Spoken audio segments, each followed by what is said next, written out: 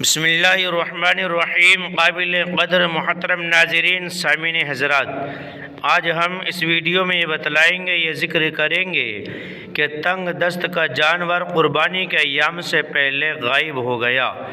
مثلا زید پر قربانی واجب نہیں تھی، لیکن اس نے کچھ جوڑ توڑ کرنے کے بعد قربانی کے لیے ایک جانور خرید لیا، لیکن قربانی کے ایام سے پہلے ہی اس کا جانور غائب ہو گیا۔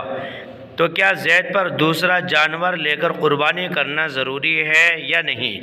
محترم سامعین حضرات، ہماری ویڈیو پسند آئے لائک شیئر اور کمنٹ کریں۔ اگر آپ نئے اسلامک ویڈیو کے لیے ہمارے چینل کو سبسکرائب ضرور کر لیں اور بیل آئیکن کا بٹن ضرور دبائیں تاکہ ہماری ہر نئی ویڈیو کا نوٹیفیکیشن آپ تک پہنچ سکے۔ تو چلیے عرض کرتے ہیں کہ تنگ دست کا جانور قربانی کے ایام سے قربانی کے دنوں سے پہلے غائب ہو گیا، تو کیا دوسرا جانور لے کر قربانی کرنا ضروری ہے یا نہیں؟ اس کے بارے میں شریعت کا کیا حکم ہے؟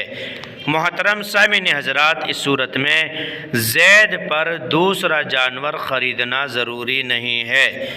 صورت مسئلہ میں زید پر، جو کہ زید تنگ دست ہے اور اس کا جانور قربانی کے دنوں سے پہلے غائب ہو گیا ہے، زید پر دوسرا جانور خریدنا ضروری نہیں ہے۔